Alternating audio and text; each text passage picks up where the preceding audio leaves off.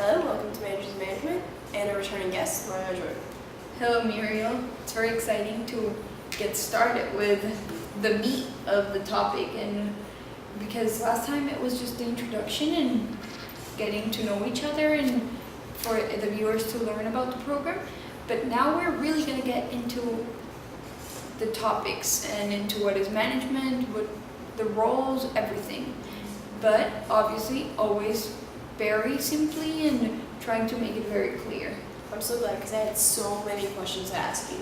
Relating to last week, you said that there were certain functions that you did, like you oversaw, the distribution of your products and everything else.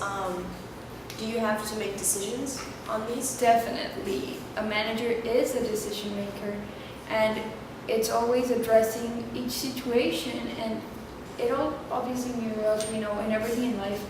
Decision making it's related to what we're looking at and what we're addressing.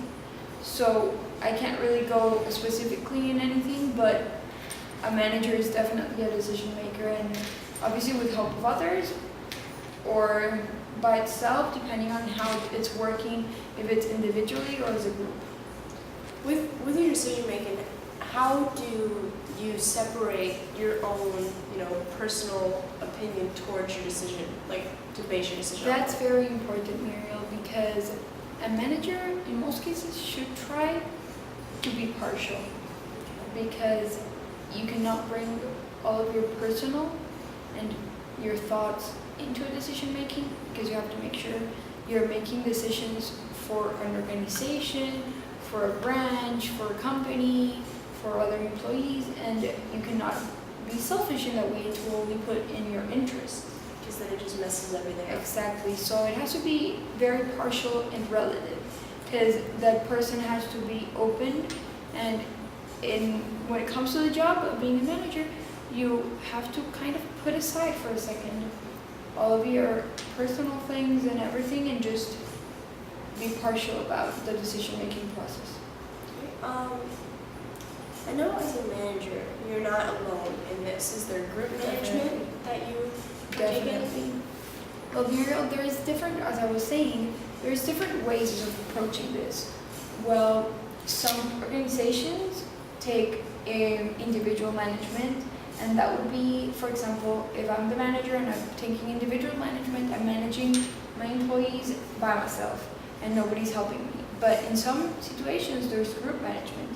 So, for example, you and I are managers, and we work together to make decisions and everything. So it all depends on what the organization is looking for and what helps the organization. Very, very important. Is the factor of time and your effort you put into the tasks at hand play a role? Definitely. Time is very important, and that's going to be more of a topic when we talk about change. Okay. So I guess we can leave that for later, because that's kind of leading into another thing.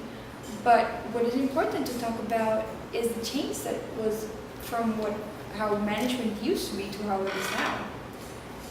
I guess if you've seen movies, documentaries, I've read, management has taken a huge switch, and now the idea we have of management and how the role managers play has changed completely. We used to see employees as machines, and as we can time them and try to everything about efficiency and effectiveness. And nowadays, we understand that employees are human beings. Yeah. And that we have flaws. Exactly. And this takes us to an important term that is bounded rationality. And this is understanding that we're human, that we have certain characteristics, and that we cannot be perfect.